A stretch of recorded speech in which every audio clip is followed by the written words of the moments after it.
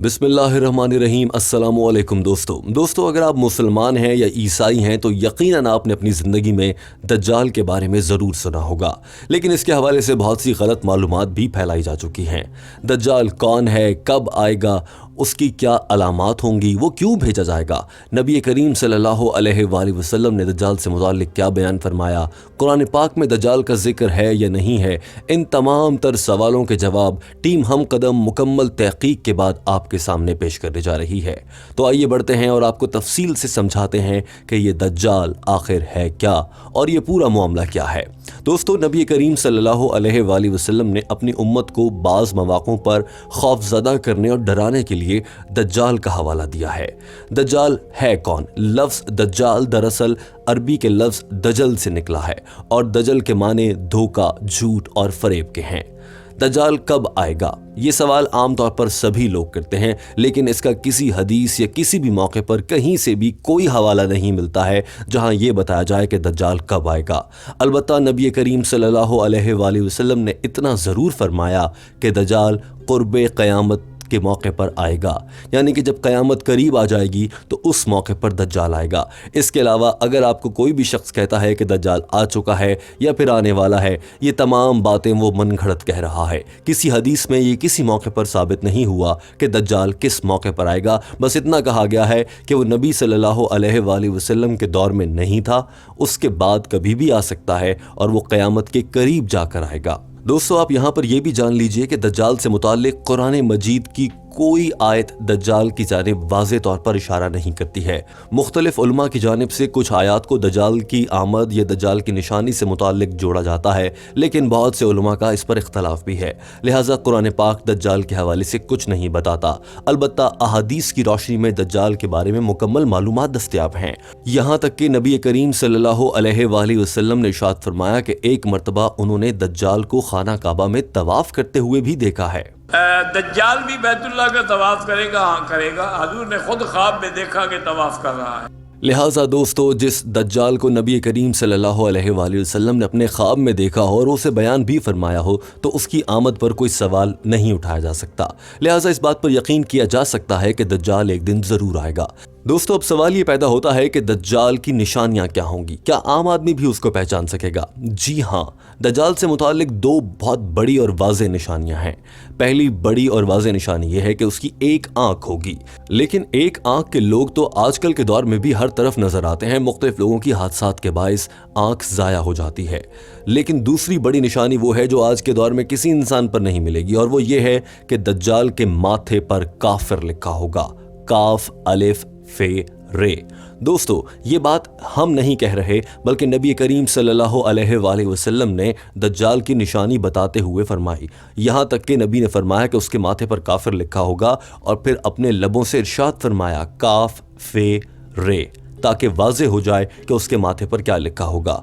क्या अनपढ़ लोग भी उसको पढ़ सकेंगे? जी हाँ, नबी करीम सल्लल्लाहु अलैहि वसल्लम की अहादीस की रोशनी में ये बात वाज़े हुई है कि अनपढ़ लोग भी जो पढ़ना जानते हों या ना पढ़ना जानते हों, वो दज्जाल के माथे पर लिखा हुआ लफ्ज़ काफिर बिल्कुल वाज़े तौर पर पढ़ लेंगे। दोस्तों, अहादीस की रोशनी में मालूम हुआ है कि जब दज्जाल दुनिया में आएगा तो वो कुछ नेक काम करेगा और बहुत से लोग उसकी जानिब मुतवज्जे होने लगेंगे और उसकी बातों पर अमल करने लग जाएंगे। और फिर एक वक्त आएगा कि वो नबूवत का दावा कर देगा, और फिर एक वक्त ये आएगा कि दज्जाल कहेगा कि वो खुदा है। और दिलचस्प बात यह है कि नबी करीम सल्लल्लाहु अलैहि वसल्लम ने फरमाया है कि बहुत से लोग गुमराह हो जाएंगे और वो दज्जाल के रास्ते पर चल पड़ेंगे। एक और हदीस में यह भी बताया गया है कि नबी करीम सल्लल्लाहु अलैहि वसल्लम ने यह भी फरमाया कि वो लोग भी होंगे जो दज्जाल के खिलाफ खड़े हो जाएंगे।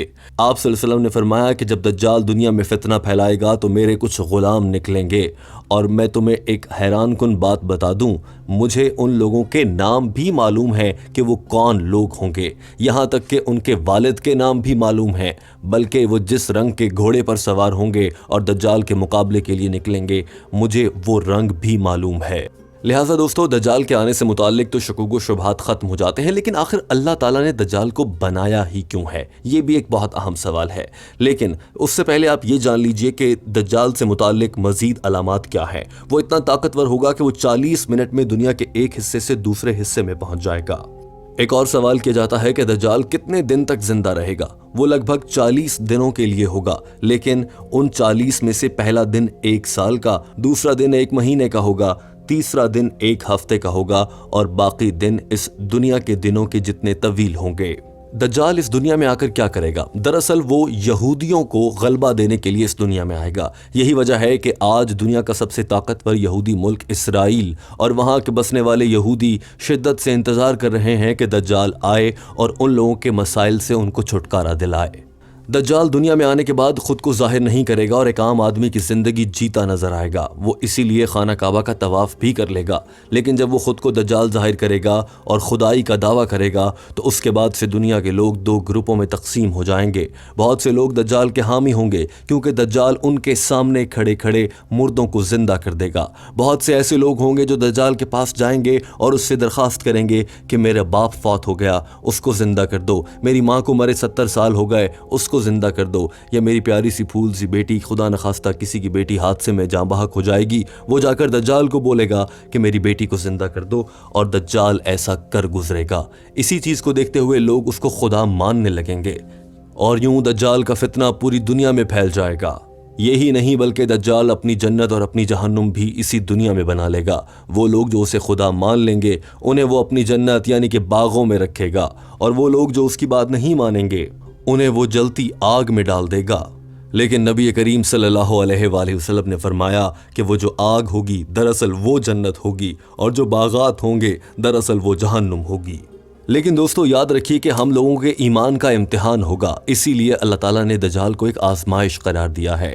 ہم لوگوں کے ایمان کا امتحان ہوگا کہ کوئی شخص ہمارے سامنے کھڑے ہو کر ہمارے مرے ہوئے باپ کو زندہ کر دیتا ہے، لیکن ہم نے اسے خدا نہیں کہنا۔ دجال خدائی کا دعویٰ کرتا رہے گا مگر ہم نے اس کا بطور مسلمان انکار کرنا ہے، تبھی ہم نبی کے غلام ہوں گے، اور جو نبی نے فرمایا کہ انہیں اپنے غلاموں کا نام معلوم ہے جو دجال کا مقابلہ کریں گے، ان میں آپ کا اور ہمارا نام بھی شامل ہو جائے گا۔ دجال کو خدا اس وجہ سے بھی نہیں مانا جا سکتا کہ اس کی ایک آنکھ نہیں ہوگی، جبکہ قرآن پاک میں اللہ تعالیٰ نے ارشاد فرما دیا ہے کہ تمہارا رب کسی بھی عیب سے پاک ہے، جبکہ دجال حرف عام میں کہہ دیا جائے تو کانا ہوگا۔ دجال سے متعلق احادیث کے ذریعے یہ بھی بتایا گیا ہے کہ بہت سی عورتیں ایسی ہوں گی جو دجال کے پیچھے پیچھے ہوں گی۔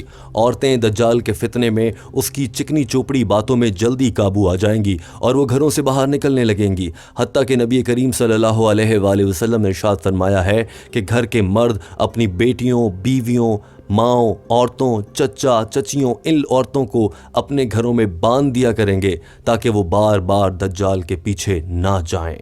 دوستو ایک اور حدیث سے واضح ہوا ہے کہ دجال جہاں بھی جائے گا اس کے جانے سے پہلے ایک عورت وہاں پر جایا کرے گی۔ اس عورت کا نام لیبا ہوگا اور وہ عورت دجال کی سیکیورٹی ٹیم کی لیڈر ہوا کرے گی۔ یہ عورت بھی دجال کے فتنے میں سب سے آگے ہوگی اور یہ بہت سی عورتوں کو دجال کے فتنے کے ذریعے گمراہ کرے گی۔ دوستو ایک اور اہم سوال یہ پوچھا جاتا ہے کہ دجال کا خاتمہ کیسے ہوگا؟ ملک ہوگا شام، جہاں پر آج کل خانہ جنگی ہے، جسے سیریا بھی کہا جاتا ہے۔ شام کے ملک میں عصر کا وقت ہوگا، حضرت امام مہدی کا ظہور ہو چکا ہوگا اور وہ ایک مسجد میں امامت فرما رہے ہوں گے۔ جو ہی وہ نماز مکمل کر لیں گے تو وہ دیکھیں گے کہ حضرت عیسیٰ علیہ السلام آسمان سے فرشتوں کے کندھوں پر ہاتھ رکھ کر نازل ہو رہے ہیں اور زمین کی جانب آ رہے ہیں۔ جو ہی حضرت عیسیٰ علیہ السلام زمین پر پہنچیں گے تو حضرت امام مہدی جائے نماز کو، مصلی کو خالی چھوڑ دیں گے اور فرمائیں گے کہ آپ بڑے ہیں، آپ کا ادب زیادہ ہے تو آپ یہاں تشریف لائیے۔ لیکن حضرت عیسیٰ علیہ السلام فرمائیں گے کہ وہ امامت کروانے یا لوگوں کو نماز پڑھانے نہیں آئے۔ بہت سے مفتیان سمجھتے ہیں کہ حضرت عیسیٰ علیہ السلام اس موقع پر نماز کی امامت سے اس لیے بھی انکار کر دیں گے تاکہ دنیا کو یہ پیغام جائے کہ آخری دنیا میں آنے والا نبی اور مسلمانوں کی امامت کرنے والا نبی حضرت محمد صلی اللہ علیہ وآلہ وسلم ہی ہیں، حضرت عیسیٰ علیہ السلام نہیں ہیں۔ جب ان سے امام مہدی دریافت کریں گے کہ پھر آپ کی آمد کا مقصد کیا ہے تو وہ بتائیں گے کہ وہ یہودیوں سے بدلہ لینے آئے ہیں، اسلام کا غلبہ پوری دنیا پر طاری کرنے کے لیے آئے ہیں، اور یہی وہ وقت ہوگا جب وہ فیصلہ کر لیں گے اور اس کے بعد حضرت عیسیٰ کے ہاتھوں دجال کا خاتمہ ہوگا۔ حضرت عیسیٰ علیہ السلام اس پیشکش کو مسترد کر دیں گے اور کہیں گے کہ اس کام کے لیے اللہ نے تمہیں ہی منتخب کیا ہے۔ کیوں؟ اس لیے کہ حضرت عیسیٰ اگر امامت کر لیتے تو یہ اس کی علامت ہوتی کہ محمد صلی اللہ علیہ وسلم کی بجائے اب حضرت عیسیٰ علیہ السلام اس امت کے نائب ہیں. اس میں اشارہ کر دیا کہ نہیں، اس امت کے امام اب بھی محمد صلی اللہ علیہ وسلم ہی ہے اور انہی کے امتی ہی امامت کریں گے. دجال کے خاتمے سے متعلق صحیح مسلم 1200 حدیث نمبر 7373 میں ہے کہ دجال کے فتنوں کی وجہ سے اہل ایمان سخت پریشانی اور تنگی کے عالم میں بھاگ کر دخان نامی ایک پہاڑ میں پناہ لیے ہوں گے، لیکن دجال ان کا پیچھا کر کے پہاڑ کا گھیرا کر لے گا. اہل ایمان سخت بھوک اور تکلیف میں مبتلا ہوں گے. تب اللہ پاک حضرت عیسیٰ علیہ السلام کو نازل فرمائیں گے. حضرت عیسیٰ علیہ السلام کو دیکھتے ہی دجال ایسے گھلے گا جیسے پانی میں نمک گھل جاتا ہے، اور آپ علیہ السلام دجال کو مقام لد پر قتل کریں گے اور اس کے پیروکاروں میں سے کسی کو بھی زندہ نہیں چھوڑیں گے.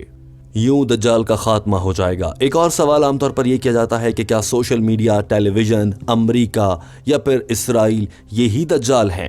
دوستو، اس حوالے سے مختلف علماء کہتے ہیں کہ یہ سب چیزیں دجال نہیں ہیں.